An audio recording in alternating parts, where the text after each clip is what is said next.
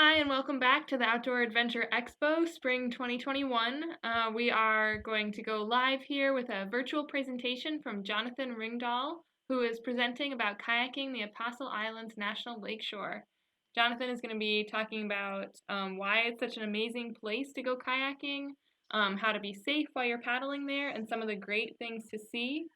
And on the Outdoor Adventure Expo website, if you are logged on watching this presentation, you can join the virtual chat, and there you're welcome to put in your questions, and Jonathan will be able to answer them throughout his presentation. And yeah, feel free to put in however many questions you'd like. It's awesome to have some audience engagement during these presentations. So without further ado, I'm going to pass it over to Jonathan, who's going to talk about kayaking in the Apostle Islands. Over to you.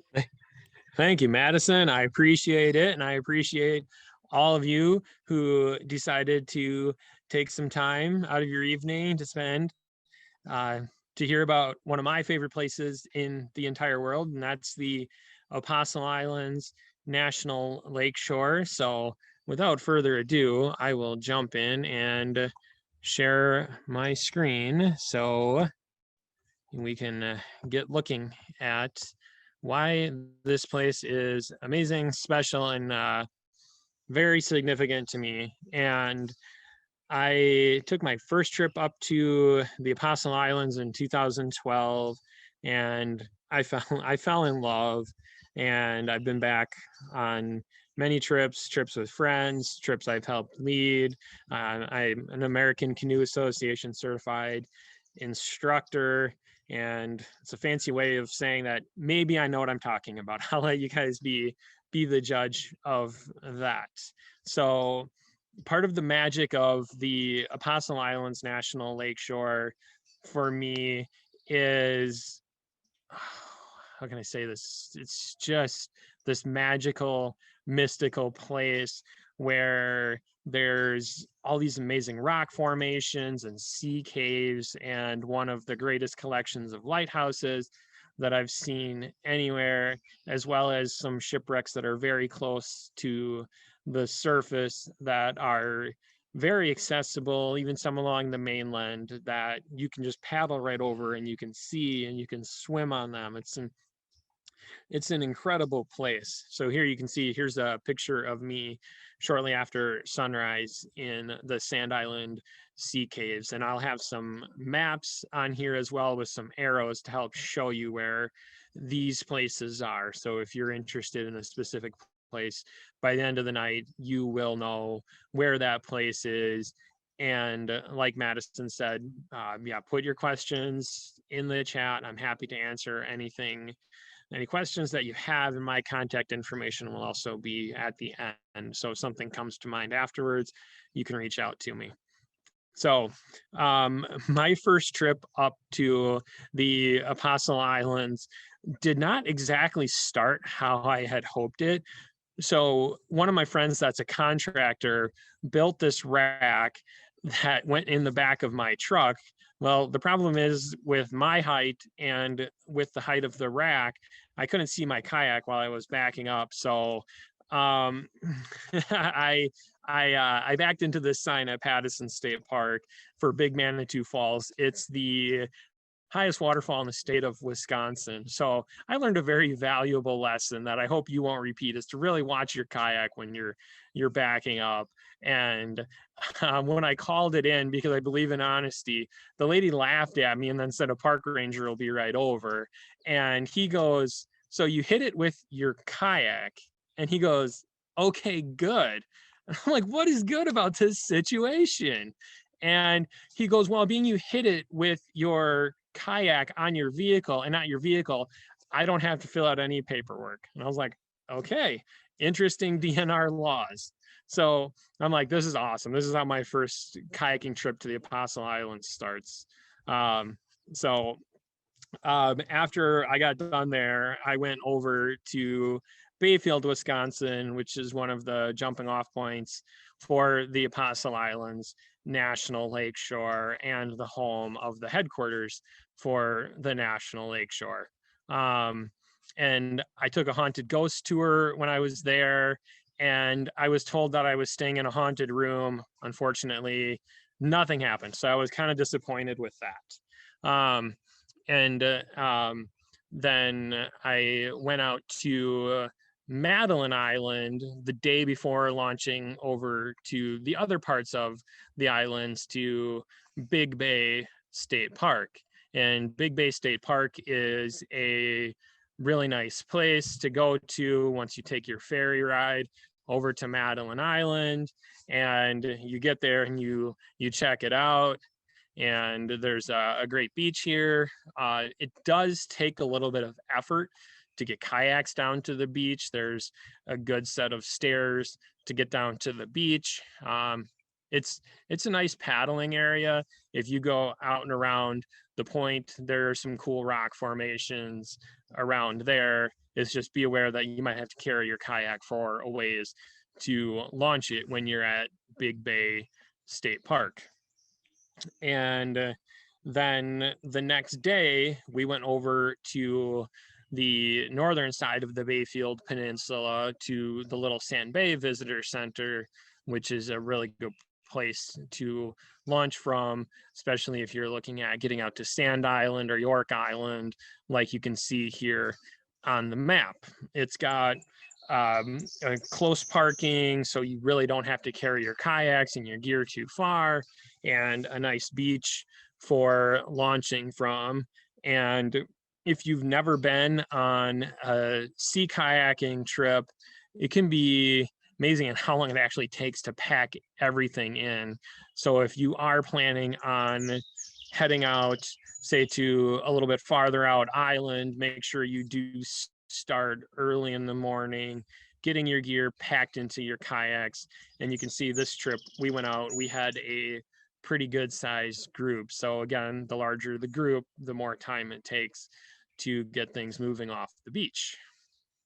However, once you get out there, and fortunately for us on this day, the weather was very good, it was very calm.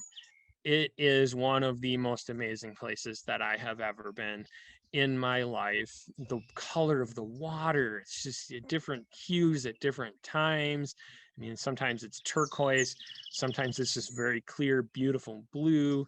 It's something that you have to experience. So, and like I said, we had launched at Little Sand Bay, and this being my first trip, we were going out to Sand Island, which under ideal conditions is a pretty short paddle. It's about 1.5 miles out there.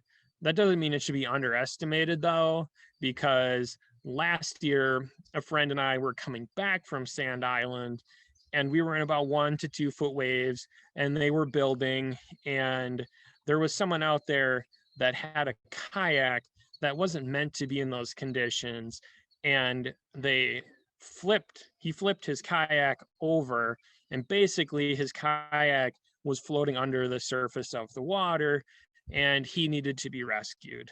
And fortunately, we had trained for rescues like this, and it involved actually taking his whole kayak out of the water and putting it on top of mine to drain it. So even though at times it may look calm, the distance may look short, things can go wrong in that distance. So that's why training is extremely important, and understanding what kind of kayaks are meant for which kind of conditions is extremely important. The National Lakeshore has a sign there at Little Sand Bay that recommends a sea kayak of, I believe it is 16.5 feet or longer. So anyways, you want one of those longer, you want a sea kayak because they're enclosed. They're going to give you better handling in wind and waves, and they're going to increase your safety as well. So it is not something to be taken lightly out there. And on another trip last year, we were actually completely surrounded by fog, and the only thing that we had to use was our compass. And now granted, we had GPS and those things with me, but on one of my trips, I have a Garmin Inreach, and it actually stopped working. So technology can and does fail. So knowing how to navigate your way around without the use of technology is very important for your safety while you're out there. So now that I've got that little, I'll get off my soapbox and show you some more pictures. Um, Sand Island is a very beautiful island. I absolutely love Sand Island. One of the group campsites has this amazing hammock spot on it. The trees are just perfectly set up on the beach for a hammock. It's just a great island. It's fun place to swim. And even while I was swimming, I had a wetsuit on, and I always wear at least a wetsuit while paddling because of how cold that water is. And even sometimes I'm in a dry suit. So it's very important to know how to dress. You've got a great resource if you're in the Minneapolis area or you're visiting. If you go into Midwest mountaineering, you go in the paddling department and you say, hey, I'm looking at taking a trip up on Lake Superior, they're going to help you find out what you need and how you should be dressed to be safe and have a fun time out there. And just dive in and go swimming. You'll love it. It's great. I'm pretty sure this was the sunrise when we were out there because those campsites are facing east. Just absolutely stunning and gorgeous. The best time is to get out there right around sunrise because you're going to have some great colors, some great light coming into the Sand Island Sea Caves. And for those of you that have done the Mainland Caves, those caves are awesome. They go for about 3 miles. The Sand Island Sea Caves do not go quite as far. However, you can really get up and under these sea caves. Last year, my friend Karen and I played hide and seek in these caves. It's just an amazing experience if you can get out there and experience this. But again, you just really have to make sure that you have the right skills to be getting out there. And if you're unsure about it, you're questioning it, go with the guide company. There's a lot of great guiding companies that are up there. I know Lost Creek Adventures is one of them. I know they've got some great paddlers there. So that's really a safe way to go because they're going to monitor the weather forecast. They'll provide you with the equipment you need and are certainly there if something goes wrong to help mitigate the situation. So that's a really safe way to go about it. If you want to experience some of these caves, however, you're just a little bit worried about your skills and equipment, that makes it much more accessible and safer for people. I took this photo because my buddy John Clark here kind of reminded me of one of those like Bigfoot pictures you see where they're walking along the shore, and you're like, oh my gosh, it's Bigfoot. Except in this case, it's my buddy John Clark. But this is that group campsite I was talking about that has an awesome hammock spot. You can see that little green tent that's close by. That was my biggest mistake of the trip. Kind of talk about that a little more later, but that just gives you an idea of what that group campsite looks like right there. And then on this trip, we went from Sand Island and we went by York Island. Then we went over by Raspberry Island where you can see the arrow pointing at that. And it is one of the most beautiful lighthouses that I've ever seen. And it is almost perfectly symmetrical as well. And I heard it's one of the most photographed lighthouses in the United States, and it is beautiful to see. And you can stop here. The National Park Service last year was not doing tours. This year, I'm not really sure. That remains to be seen. However, I do believe they're going to open camping again this year on the islands. Last year, they were closed all summer. So let's cross our fingers for that one. And then we had quite a long day this day because we hopped away from Sand Island over to Stockton Island. And Stockton Island is also just gorgeous. There's a bunch of sailboats here hanging out in the bay. And we were at the group campsites. And I've heard that they've made some upgrades to the group campsites, like putting in platforms. So I hear they're even nicer than when we were there. And I thought they were awesome then. And again, here we have sunset this time coming around. And if you'll notice here, if you look at the rudder on the back of my kayak, this was a very valuable lesson for me, is that after I had hit that sign with my kayak rudder on top of my truck, it loosened it up. And then when we were paddling, the people that were in our tandem kayak hit the back end of my kayak and basically made my rudder useless. And when I looked inside of it, I needed an Allen wrench to tighten it up again.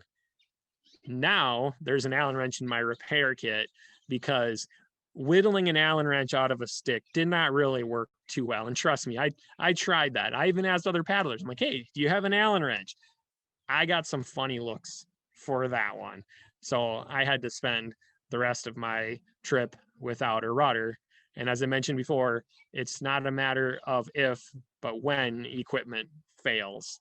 So it's important to learn how to function without your equipment, rudders, skegs, etc., and then carry the tools to fix them. So I've learned some lessons along the way that I'm hoping you won't have to learn from my experience. But again, the beauty of the Apostle Islands is incredible.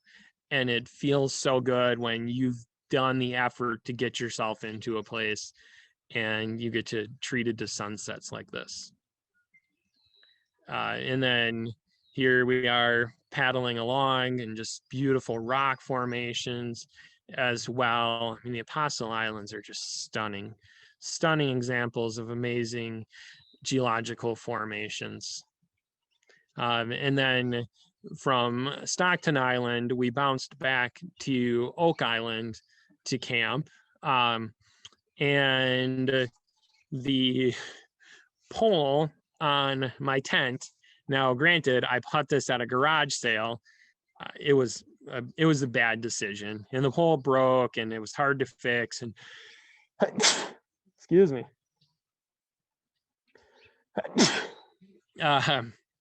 So invest in a good tent. This was a bad idea. This was a mistake on my part. And the next tent I bought, I know, I'm trying to remember the name, the Carbon Reflex 3 from MSR.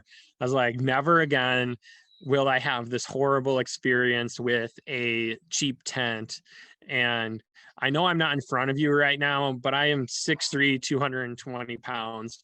I was kind of a running joke of me getting inside of this little tiny tent. So invest money in equipment that's not going to break on you when you're on a trip. It's well worth it. And then after we left Oak Island and we were heading back towards the mainland, we went by the wreck of the Fedora, which you can see there in front of my friend Sarah's kayak. The ribs are actually sticking out of the water. The lake was lower this year than it was last year, because last year the Fedora was completely underwater. And what happened with the Fedora is they had a fire on board, and the captain ran the ship aground, and then everybody was able to get off of the Fedora and go to shore, which you can see in the background there. So everybody on the Fedora thankfully survived. Here's a picture underwater of the Fedora. And after the trip, I had a little bit, or actually I think this is before the next trip, had a little fun in Ashland, making it look like that smallmouth bass was eating one of the kayaks. So lots of cool stuff to see up there, not just out when you're out kayaking and having fun with. So anyways, my parents went with for a little bit on this trip. And so we took an Apostle Islands cruise to get out to Devil's Island, which was amazing. We tried to reach it on a kayaking trip, but I'll have more on that story in a little bit. But just absolutely beautiful. And so if getting out to Devil's Island is beyond your level of experience and equipment in kayaking. The Apostle Islands cruises are a great way to get out there and see them. Or if you have someone else that doesn't kayak that you want to show where you go kayaking, that's a really good way to get out and see some of these places that they won't see otherwise. And so we're gonna jump back over now to the kayaking portion of that trip and going out to Sand Island again. And this time on this trip, we hiked over to the lighthouse to see it because our itinerary didn't allow for us to paddle around to it. But this lighthouse is one of my favorite in the Apostle Islands. The sandstone that it's made of is absolutely beautiful. Unfortunately, we just missed sunset, so we don't get great colors on the lighthouse. However, at sunset, there's just phenomenal colors on the lighthouse. They just recently put in a nicer, newer boardwalk. So the trail over to the lighthouse from the campground is even better than what it was before. It's very nice. And then we're going to go back, and this is another time of going through the Sand Island Caves. So they are just very beautiful. And as I mentioned before, it's worth getting up around sunrise to paddle over there to really experience them with just amazing colors. And again, another benefit to Sand Island, like you see here, is that it is close to land.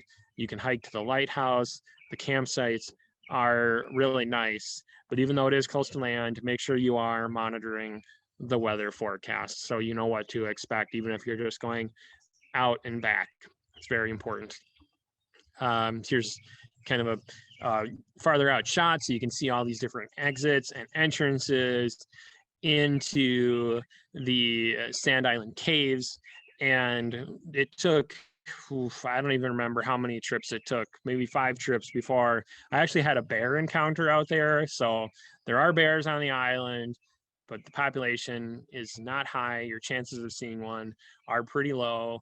And on this trip, I was the last one to go in with my friend Michelle here in the foreground. And everybody else got out of the caves first. And then I come out of the cave and they're like, you wouldn't believe it, there was a bear right on top of the caves. I'm like, oh. So it was tough. It was tough to have that experience because I was like, man, I'd just like to see a bear somewhere off in the distance. And I eventually did, and I'll get to that story later. But the caves are stunning. I mean, it's worth it to build up your skills, get the right equipment, or go with a guide company and then get out and see these caves because they're amazing. Here's Michelle going in to one of the caves. Again, just look at the color of the rocks at this time of day. It's worth it, even if you're not an early riser. And then from Sand Island, then we were heading up over to Rocky Island, which you can see the arrow is pointing at, in hopes that then we would be able to jump over to Devil's Island to see the sea caves on Devil's Island. And we had a great group of people. We got to hang out and have a fire on the beach. Unfortunately, when we went to paddle around to see if we could get over to Devil's Island, there was some good 2-foot plus waves rolling in from the northwest, which kept us from actually getting over to Devil's Island. So unfortunately, we just have to work with what the weather is when we're out there. And so we just went around Rocky Island instead and got to check out that island, have a nice fire on the beach, hang out. I know we were sitting on the beach and my friend Michelle was with her back to the lake, and all of a sudden she goes, what did you guys just see? I mean, a great horned owl flew right behind her, and our jaws just dropped. We were like, whoa, because we didn't even hear it, and it was amazing. It was huge.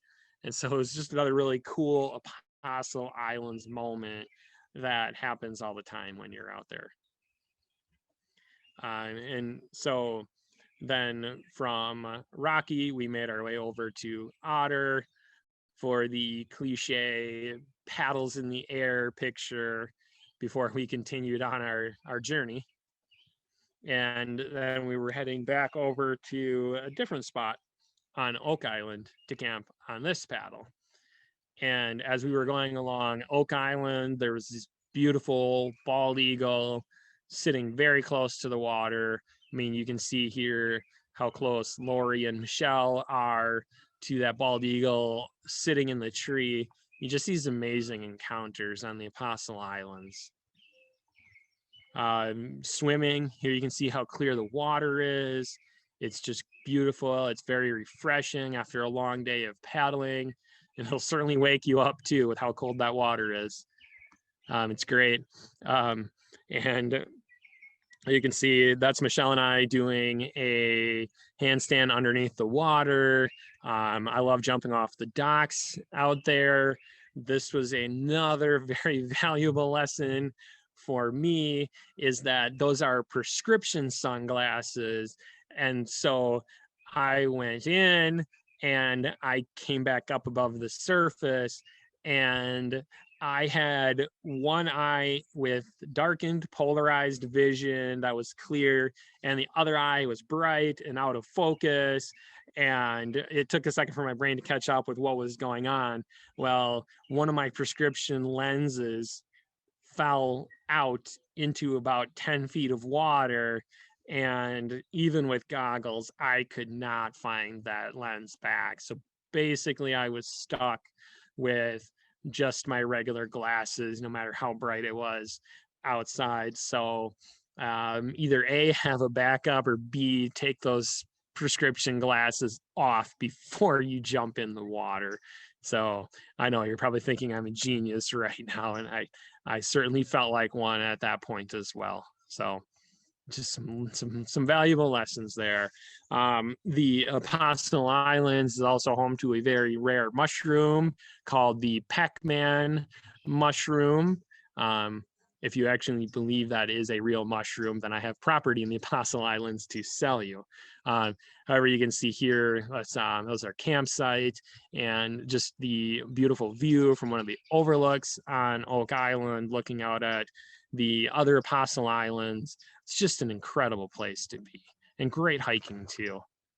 You know, and somebody packed Jiffy Pop into their kayak too for us to cook over the fire. And so that was a really special treat as well. That's one of the big advantages of kayak camping over backpacking, which I love backpacking as well. However, you don't take Jiffy Pop backpacking, you know, so it's those nice little add-ons you can take kayak camping that really make it special. Here's, you can see Michelle watching a beautiful sunset as well. I mean, there's something special about Apostle Island sunsets.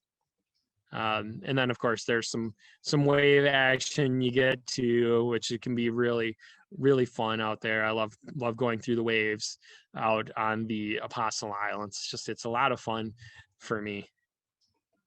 And then I thought this was funny. How they measured the occupancy of this porta potty, and I'm not really sure, or privy, I should say, how they came up with that 70 people could fit in there, or 560,023 peeps. So nor do I know that I came up with that I equal about 8,000 peeps. I'm not really sure where those numbers came from, but it was a really fun sign to see out there, and something I remember.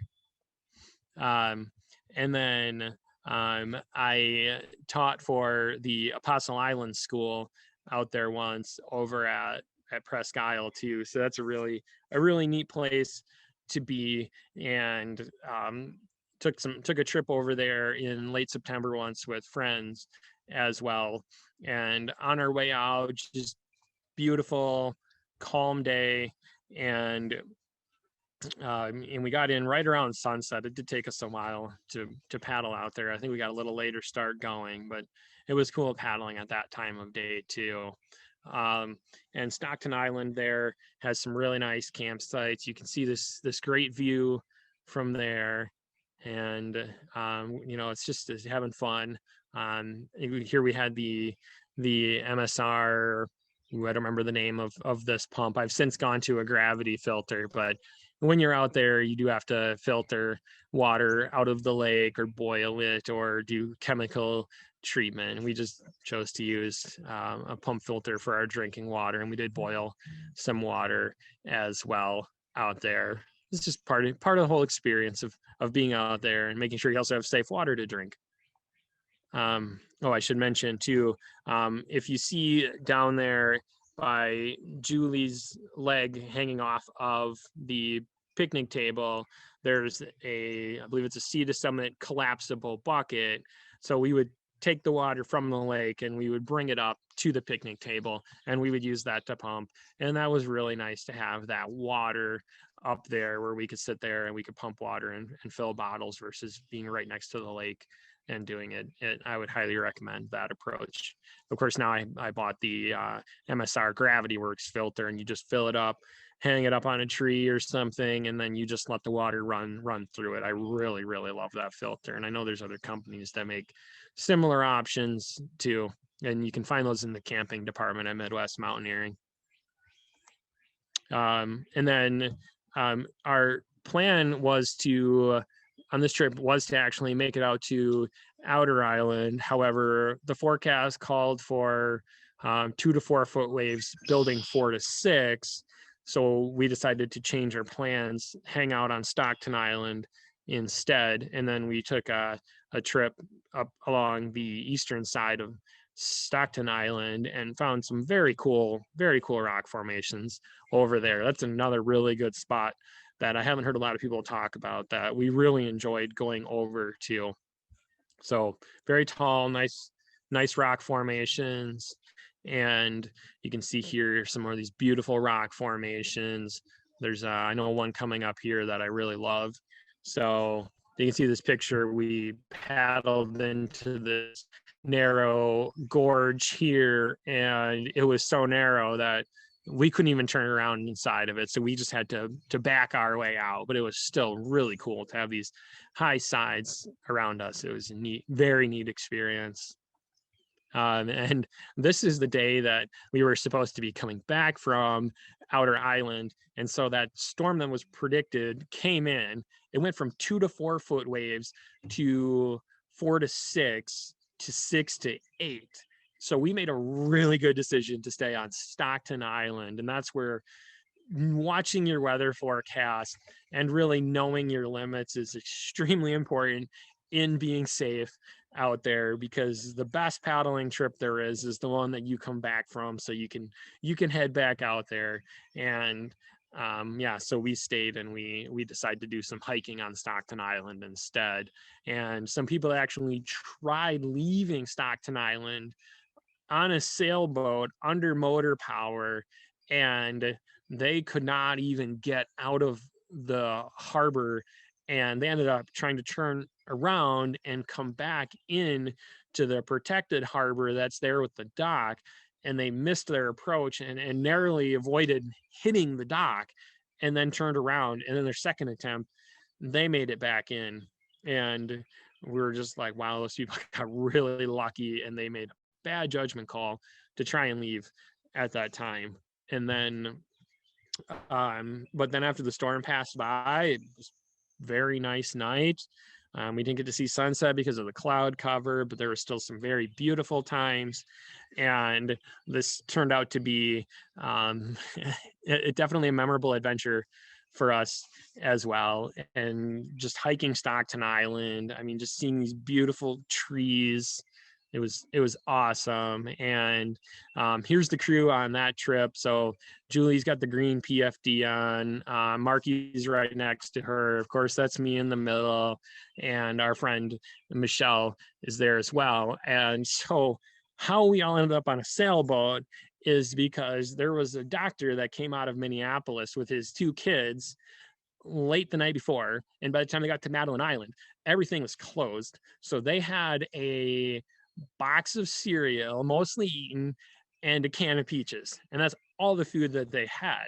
And being as late September, we knew we might encounter some bad weather. We brought extra food with us in case we got stranded. So it was us poor kayakers feeding the rich doctor on the sailboat. And then the next day, they said, "Hey, do you guys want to ride back on our sailboat? We'll put all the kayaks on there and we'll take you back into Red Cliff." And we're all like, "Yeah, that's awesome." We had never been on a sailboat. And so we rode the sailboat back. That's me at the helm. That's the doctor on my left, and his son is in the hammock. And at times they swung him out over the open water, scared him a little bit. And yeah, so he gave me about an hour and a half of sailing lessons. So it was quite the adventure, and just an Apostle Islands only story. And that's just what's waiting out there if you're willing to get out there and experience how amazing this place is. And then we're gonna jump over now, and we'll look at the Mainland Sea Caves. So there's the talk about the ice caves a little bit. And I mean, my best advice, there's all this stuff here. I mean, if they open, just go. That's all I have to say, because they're absolutely incredible. And if you've been out here and kayak them in the summertime, you're just going to be blown away at the what it looks like when it's frozen over and there's ice. So it's just spectacular. And then I know this year the ice road wasn't fully open, but also when you go out there, if you can get out there in the winter, driving over to Madeline Island on the ice road, after having that perspective of being in a kayak out here, it's a really, really cool experience. I mean, you're driving on the largest lake in the world by surface area. You're seeing these islands from a whole nother viewpoint. It's incredible. So it's just amazing. Same thing out here. I mean, we drove out, you can hit up Big Bay State Park as well, and Big Bay Town Park, and see the ice. I did book across the bay, which is a really neat event if you're a cross country skier, and that's a lot of fun as well. You go from Ashland to Washburn. It's really neat. There's frozen, I mean, like they made a snow dragon out there breathing fire through a sailboat. It's really cool. So a great experience out there.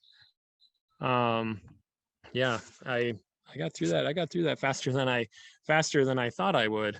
But yeah, and I know Madison has been watching the chat. I just got rolling and didn't think to stop to ask if anybody had any questions. But Madison, has anybody put any questions in the chat?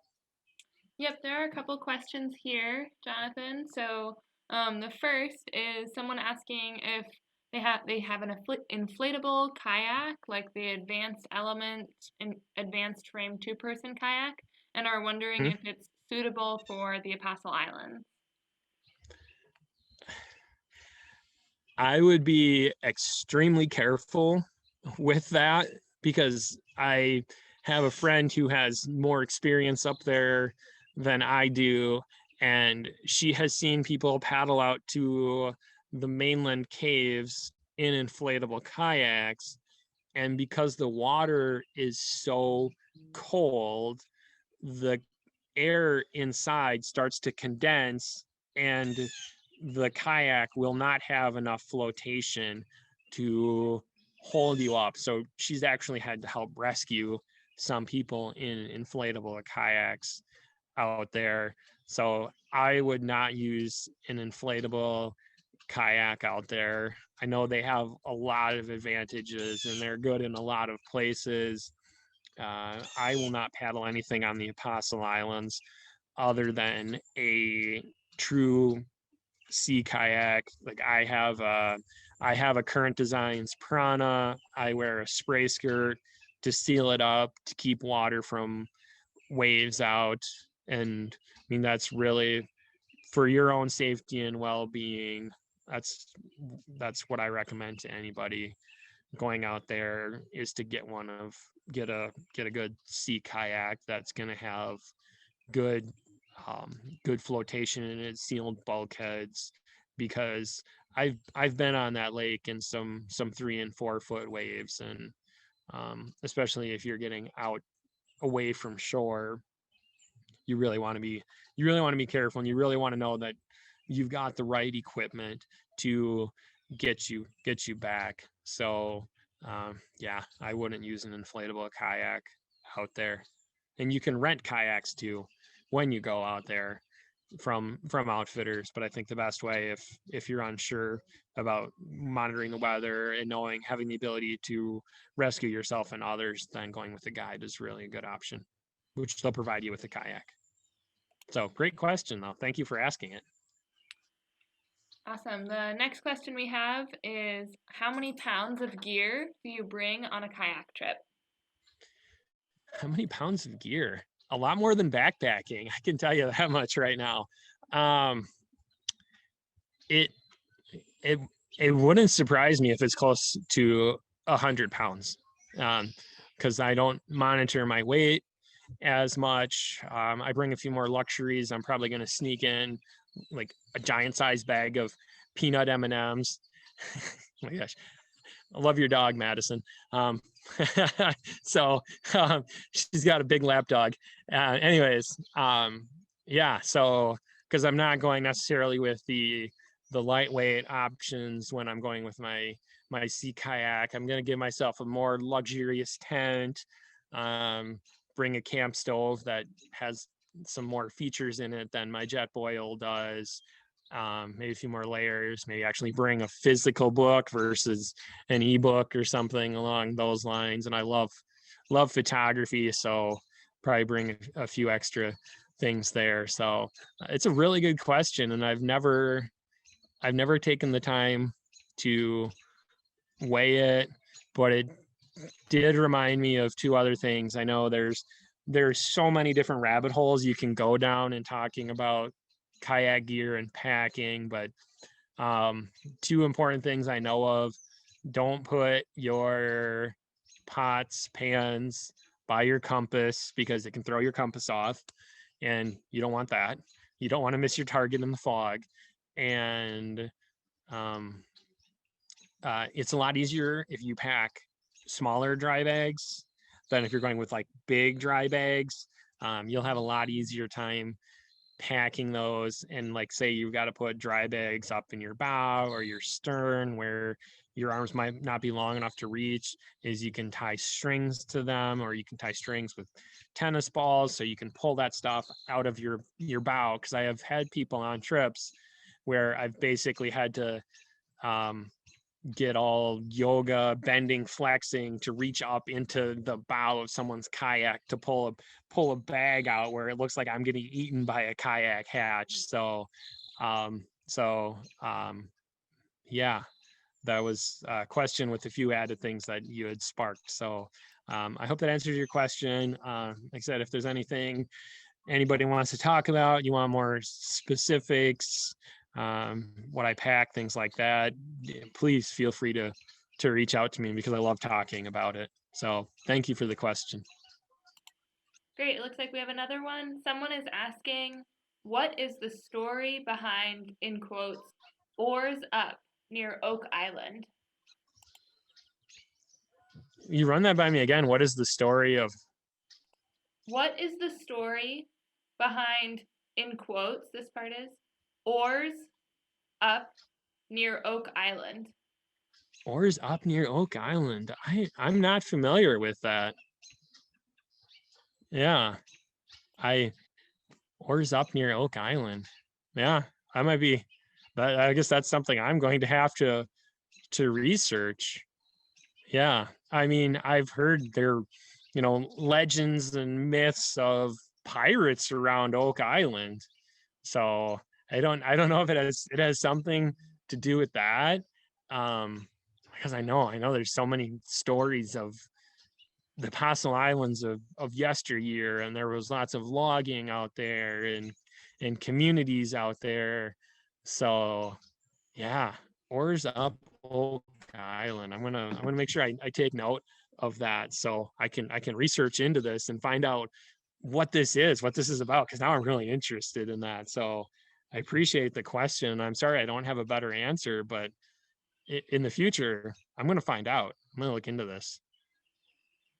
Oh, okay. So someone just messaged the same person who asked the question. They're saying it was in one of the pictures that you posted, and that all the paddles that were in that picture were in the Oh, air. oh, oh, yeah. Okay. I went off on a tangent on that. Yeah, that's that was just us being like, hey, we're having a great time out here on the Apostle Islands.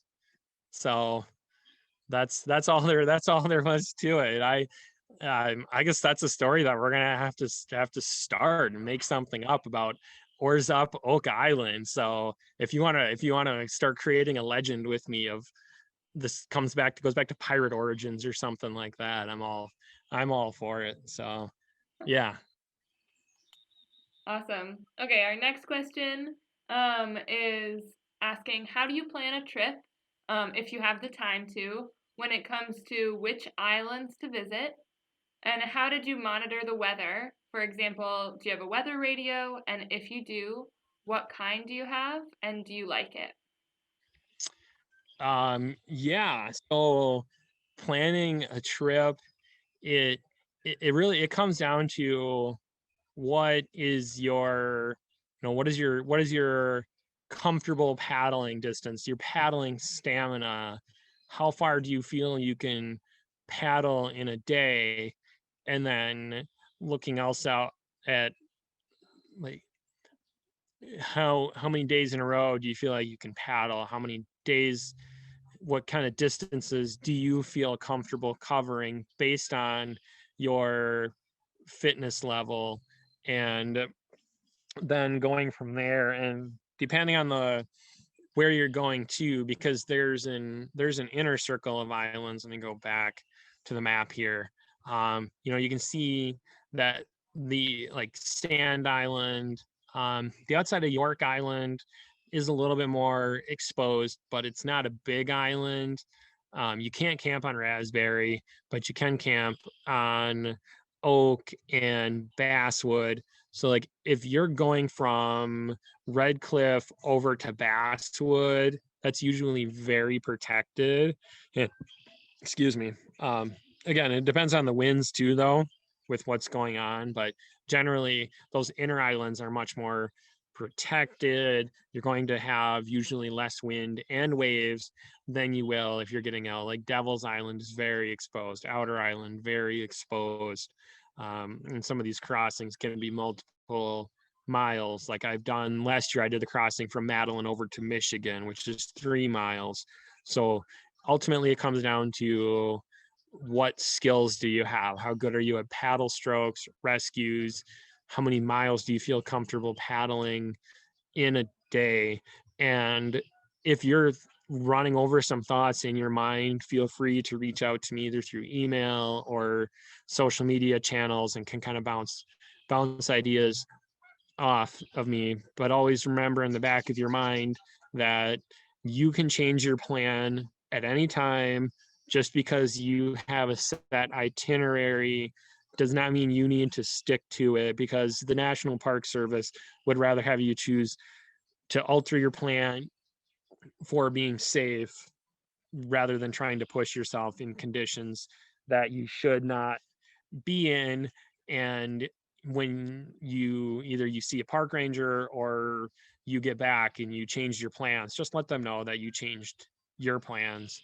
So that's very important. Let me, as far as the radio goes, let me go grab it. I think I know right where it is. It'll take me just a minute.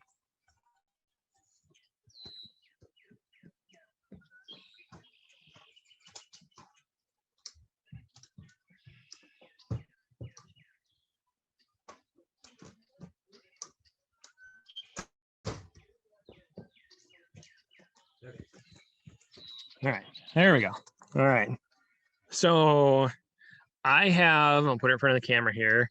I have a standard Horizon HX 890 that I got last year because the person that I mentioned that had a kayak that I didn't think should have been out there, that I rescued between Sand Island and Little Sand Bay, was kind and generous enough after I had told him that I had lost my marine radio while rescuing him, to pay for me to get a new marine radio. So I went out and I did a whole bunch of research and found that the standard Horizon HX 890 is the best marine radio available. So, and it was the same price as my old radio. So that's what I gave him. And I had talked about it potentially starting to rain during my presentation. Well, now it's starting to rain. So I'm and talking go inside at the same time. So protect my computer, but that is how I monitor the weather, is through my marine radio, because most of the island's cell phone reception is minimal to non-existent out there. So that having a marine radio, I think, is an essential item to have while you're out there, in case that something happens, that you can call the Coast Guard in on it. What I really like about this one is that it has a satellite-based SOS function as well to it, and it has GPS built in so that it will transmit my location as well, so it can serve to keep contact with the Coast Guard to give me weather updates. I have a Garmin Inreach as well that I can use to send text messages, satellite based. Also has an SOS function, but mysteriously stopped working on one trip. Couldn't charge it, and I was going out to Isle Royale National Park to backpack, and I left it behind because it wasn't working. But then I got back, charged it, it worked just fine. So, technology, sometimes it works, sometimes it doesn't. Having more than one way to find out what's going on or to call for help is a really good thing. If you've never seen them, I know they're in the camping department at Midwest Mountaineering. You can see them. They're pretty small, very nice to have. So yeah, great question. And yeah, if you want any more advice, sprint specifics by me, I can put up my contact information. So happy to answer questions even after this. So, all right. Thanks for the question, Madison. Any more questions? Yeah, we got two more. All right. The first one is, do you need reservations for campsites on the Apostle Islands? I highly recommend it if you want to get a spot. This year it'll be interesting to see. I do believe that they are planning on opening up camping again this year, and I believe it's 30 days in advance is when you're allowed to make camping reservations. And yeah, I mean, if you want to get the itinerary you want to get and you want to go where you want to go, I would recommend making reservations. So, because I know I, for one, am very excited that camping is going to be open again this year. So thanks for the question.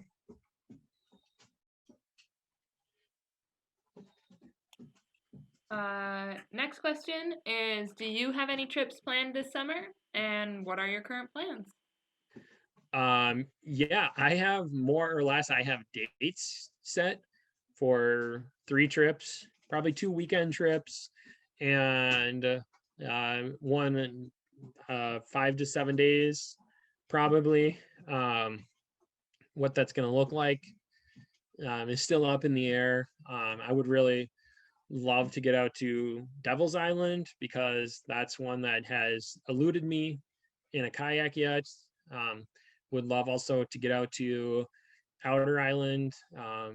Outer Island is pretty long crossing though, so that one would have to have a crystal clear, perfect forecast for going out and going back, because that's an important consideration, is that just don't look at what it is for when you're going to go out there. It's, when are you, what does it look like when you're coming back? And that's why we didn't go to Outer Island on that one trip that we attempted it. So those are two targets. Certainly I would not get both of those in one trip, just because of their distance out there and that time frame, because it's very important to set realistic goals as far as paddling goes, and having a bad weather day, at least one on a 5 to 7 day trip, just so if you're weathered in on an island.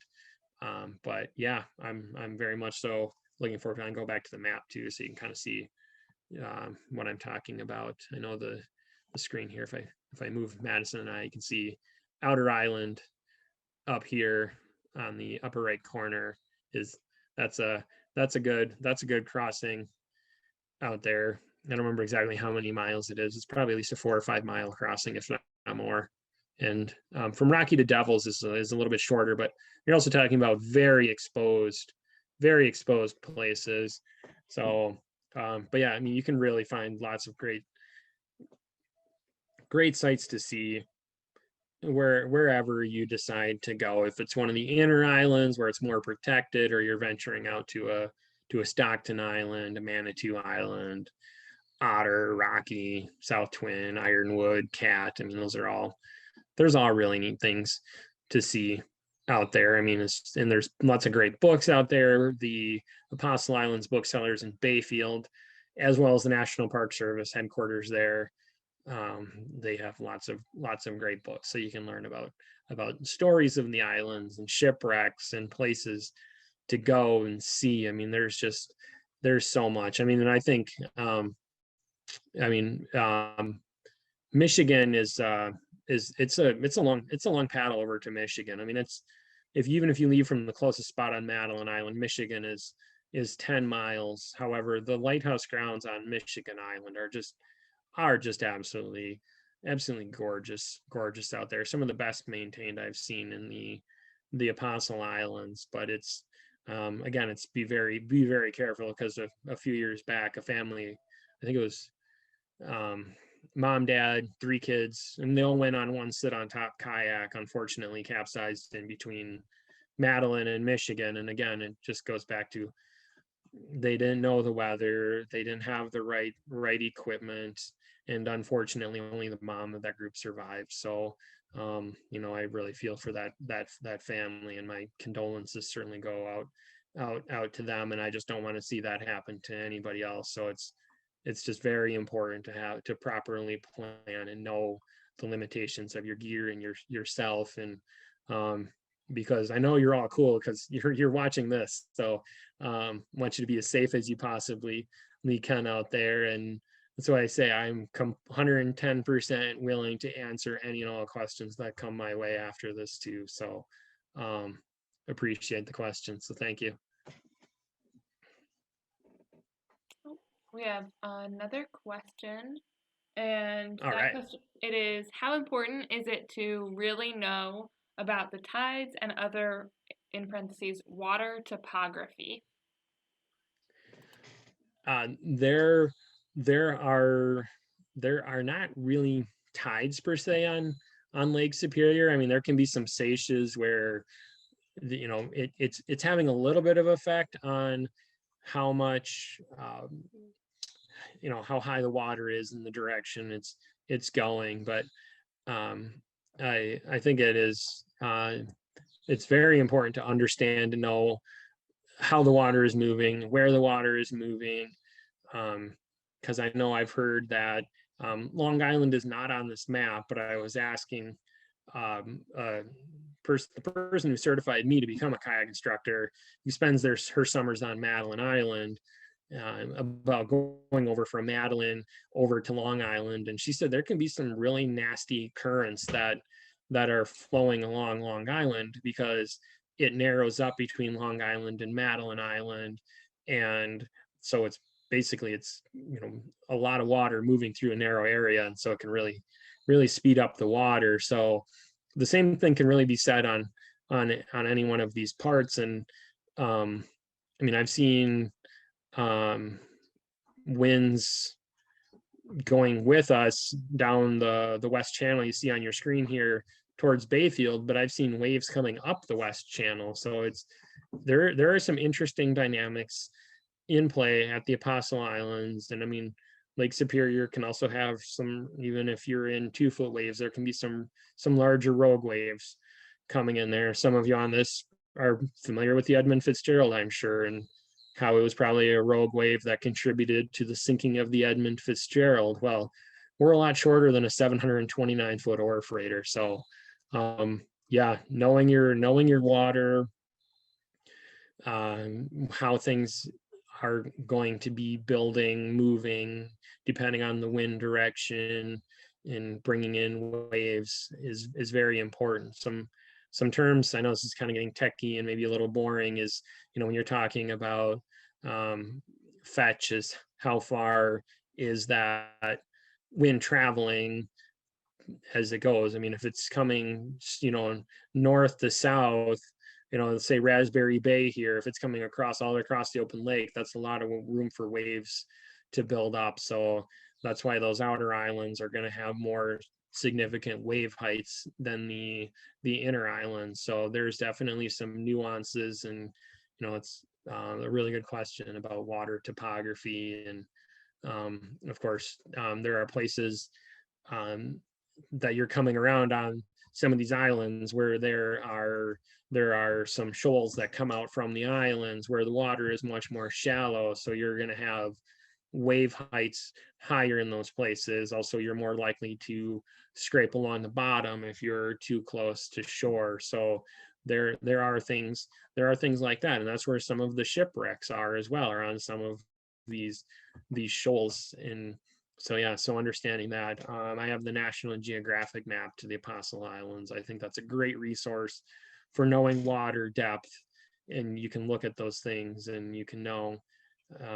But yeah, and there's not, you're not going to have the tides on the Great Lakes like you will, say, down in Florida. If you're doing the Everglades or you're in the Pacific Northwest paddling, you're not going to have to worry about those as much out there. So yeah, great question though.